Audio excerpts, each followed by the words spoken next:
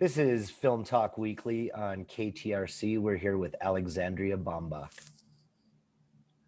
Alexandra, I wanted to ask at this year's Independent Festival, we showed Zappa. It was an extraordinary documentary on the life and times of Frank Zappa.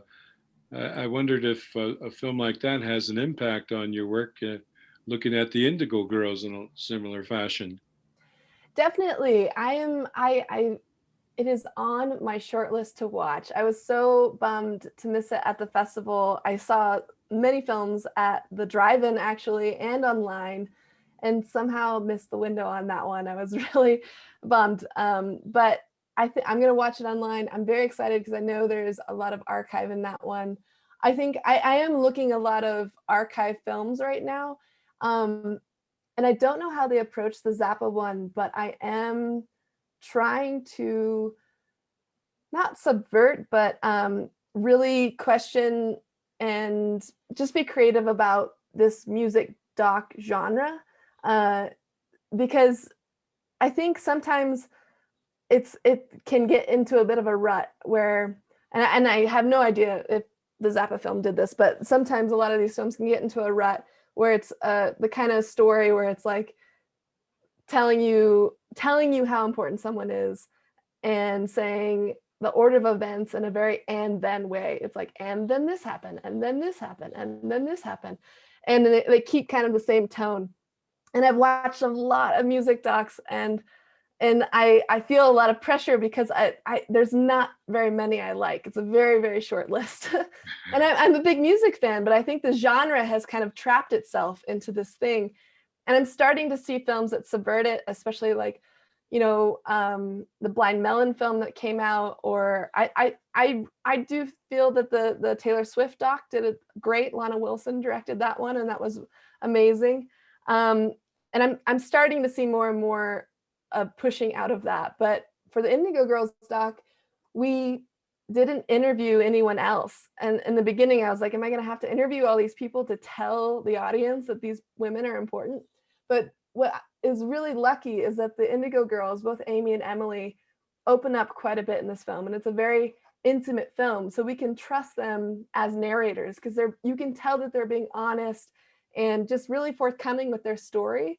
And so there's no need for other characters, other talking heads to tell you about what was going on with them.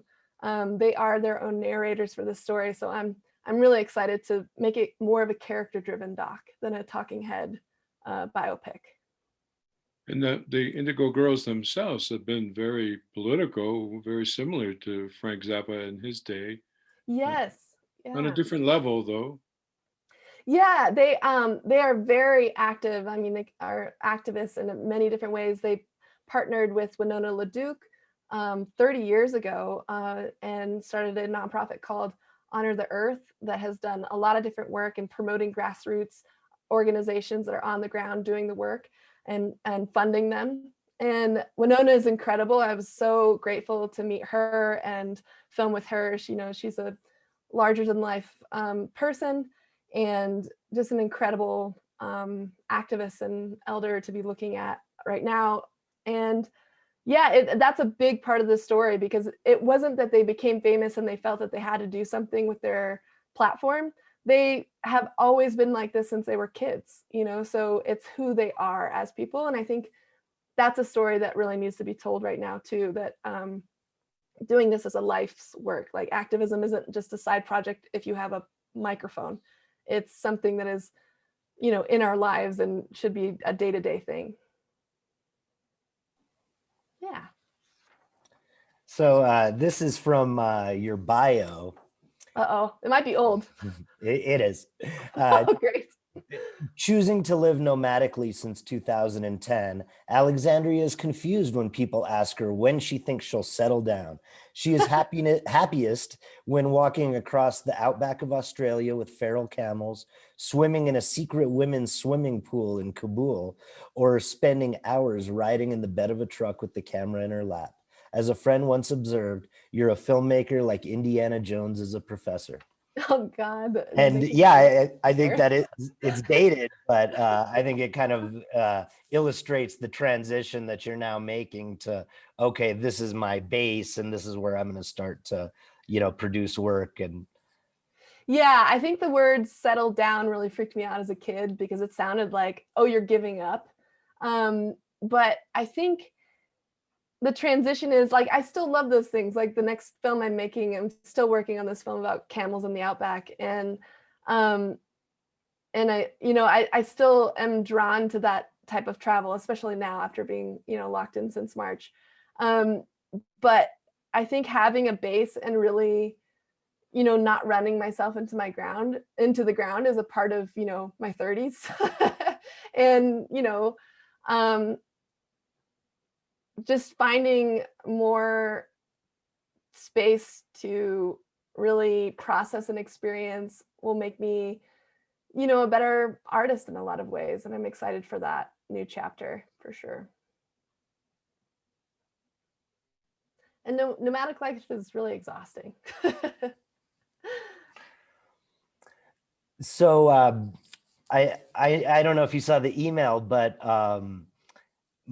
my last film commission meeting is going to be on Tuesday. And so I'm really looking at you as one of the people that's going to, be one of the younger members of the group and be able to define what filmmaking in New Mexico, in Santa Fe in particular, is as far as this commission.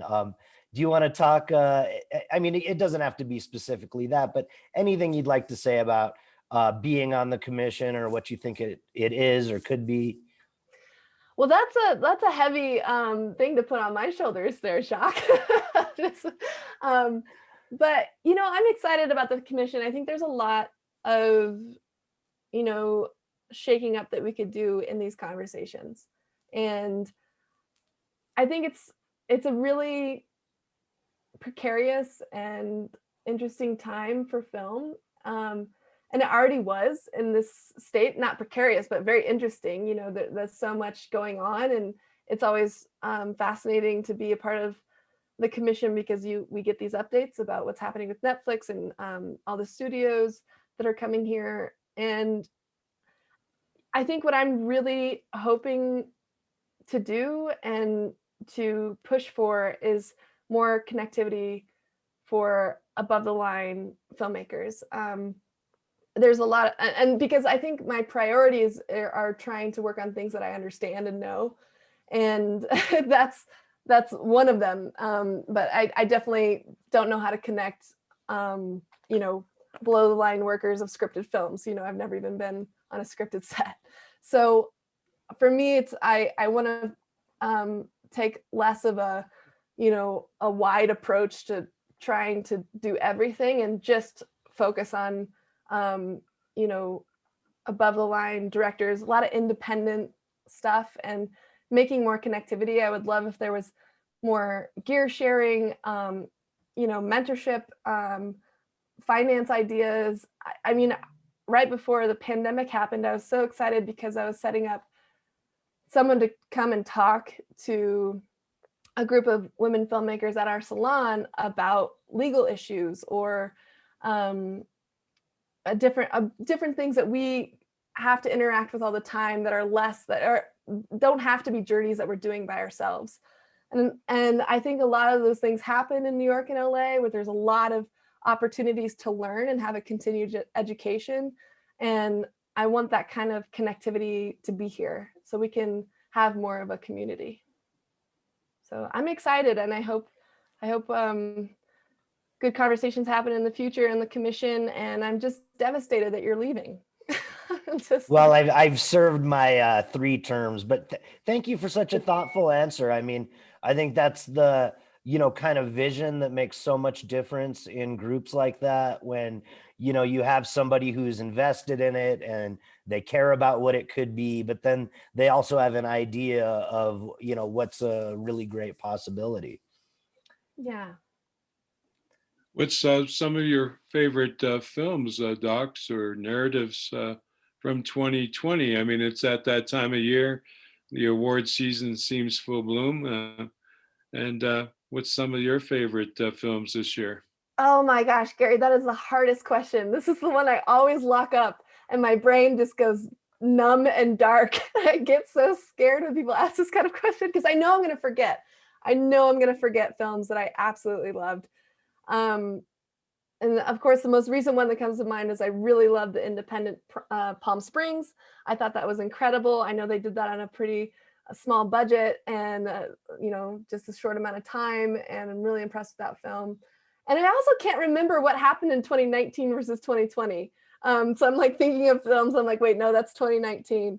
A lot of 2020, I was rewatching films, I think out of a coping mechanism to watch films I know and love over and over and over again because it provided comfort. And I wasn't watching any heavy docs like I normally would just because the year was so heavy. I'm really excited for the documentary Stray that Elizabeth Lowe, she just came out. And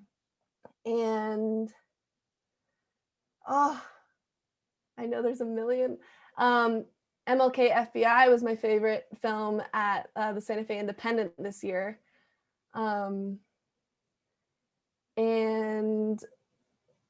Sundance is happening right now. So I kind of have my mind filled with films that I haven't even seen yet. And I'm kind of just like waiting because I have to edit. So it's hard to not like see what's going on in the virtual space when I have to be working. But I think there's just so much, hopefully Jacques and Lizette will just tell me what to watch and I'll go watch it.